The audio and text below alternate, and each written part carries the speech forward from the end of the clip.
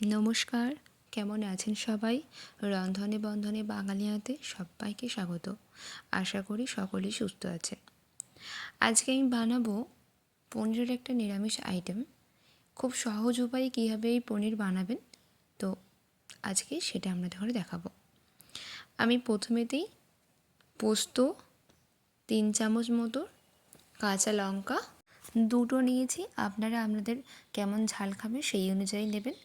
এরপর নিয়েছি আমি কিশমিশ আর নিয়েছি পেস্তা বাদাম। খুব সামান্য পরিমাণে কিশমিশ আর পেস্তা বাদামটা দিয়েছি। এরপর এটাকে আমি খুব ভালো করে গ্রেট করে নিয়েছি। তারপর পনিরগুলোকে ভেজে নিচ্ছি। এই যে পনিরটা আমি বাড়িতেই তৈরি করেছি।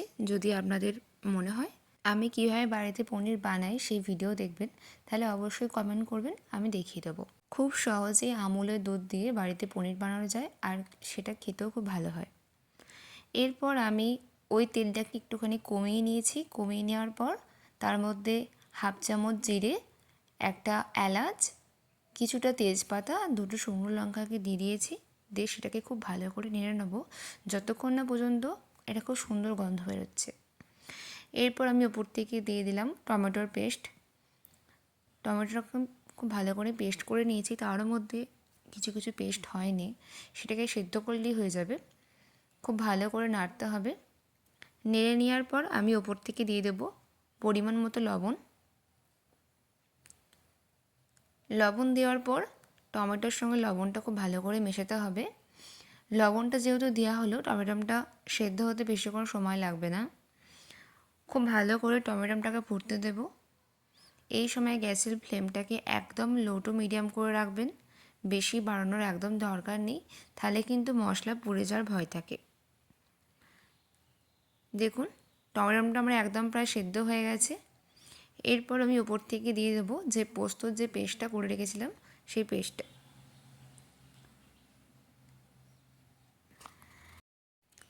টমেটোর পেস্টের সঙ্গে পোস্তর পেস্টটা খুব সুন্দর করে মাখাতে হবে। এই সময় গ্যাসের ফ্লেমটা কিন্তু একদম লো রাখবেন, যেহেতু পোস্ত দেওয়া আছে তাই নিচে কিন্তু ধরে যাওয়ার ভয় থাকে। তাই গ্যাসের ফ্লেমটাকে একদম লো করে দিয়ে হালকা হাতে ভালো করে নাড়াতে হবে। নাড়ানো হয়ে গেলে যখন দেখবেন হালকা হালকা ফুটে গেছে, ওপর থেকে দিয়ে দেবো কাশ্মীরি লঙ্কার গুঁড়ো। কাশ্মীরি লঙ্কার গুঁড়ো এটা কিন্তু ঝাল হবে না, এখানেতে রং হবে, সেই জন্যই দিয়েছি। এরপর দিলাম ওপর থেকে অল্প পরিমাণে হলুদ। হলুদের পরিমাণটা একদমই কম রাখবেন, বেশি হলুদ দেওয়ার দরকার নেই, তাহলে কিন্তু পনিরের কালারটা পুরোপুরি হলুদ চলে আসবে। বেশি হলুদ ব্যবহার করবেন না। খুব সুন্দর করে নাড়িয়ে নিচ্ছি।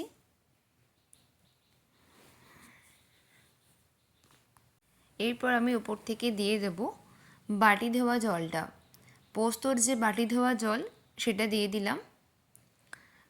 বাটি ধোয়া জলটা দিয়ে দেওয়ার পর একটু ভালো করে মশলাটার সঙ্গে জলটা খুব ভালো করে নাড়িয়ে দেওয়ার পর, যাতে মশলাটা কোনো ডেলা পাকিয়ে না যায় ঠিক সেরকমভাবেই নাড়াবেন। চারপাশে যা লেগে থাকবে সেটাকে ভালো করে নিয়ে খুব ভালো করে নাড়াতে হবে। 5 থেকে 6 মিনিট জিনিসটাকে ফুটতে দেব। ঠিক যখন দেখবেন ওপর থেকে ফুটে এসছে একদম হালকা হালকা বুজগুড়ি কাটার মতো, ঠিক তখন ওপর থেকে পনিরগুলোকে দিয়ে দেবেন। পনিরগুলো দেওয়ার পর প্রায় ফুটতে দিতে হবে মিনিমাম 6 থেকে 7 মিনিট। এরপর আমি ওপর থেকে দিলাম অল্প পরিমাণে ভাজা মশলা। ভাজা মশলাটা অবশ্যই দেবেন, নালে ভালো গন্ধ হবে না আর খেতেও ভাল লাগবে না।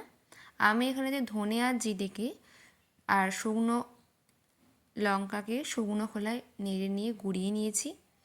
এরপর দিলাম উপর থেকে পরিমাণ মতো ঘি।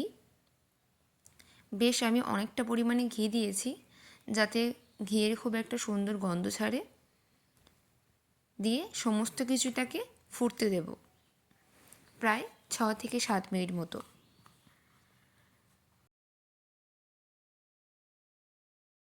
6 থেকে 7 মিনিট ফুটে যাওয়ার পর ওপর থেকে দিয়ে দিলাম চিনি। চিনিটা অবশ্যই দেবেন, এতে খুব সুন্দর স্বাদ হবে। যে কোনো রান্নাতেই, নিরামিষ রান্নাতে চিনিটা দিলে খুব সুন্দর স্বাদ হয়। ওপর থেকে দিলাম অল্প পরিমাণে কাসুরি মেথি। আপনারা কাসুরি মেথির জায়গায় ধনেপাতা ব্যবহার করতে পারেন, কিন্তু কাসুরি মেথি দিলে ধনেপাতার থেকে বেশি স্বাদ হবে। খুব সুন্দর করে পনিরগুলো দেখতেই পাচ্ছেন ফুটে গেছে আমার পনির। আরও 3 থেকে 4 মিনিট পনিরটা ফুটিয়ে নেব, দিয়ে গ্যাসটা বন্ধ করে দেব। গ্যাস বন্ধ করে দিয়েছি আর পরিবেশন করেছি আমি লুচির সঙ্গে। তার সঙ্গে সিমাই দিয়েছি আর দিয়েছি ছোলার ডাল আর তার সঙ্গে দিয়েছি পনির।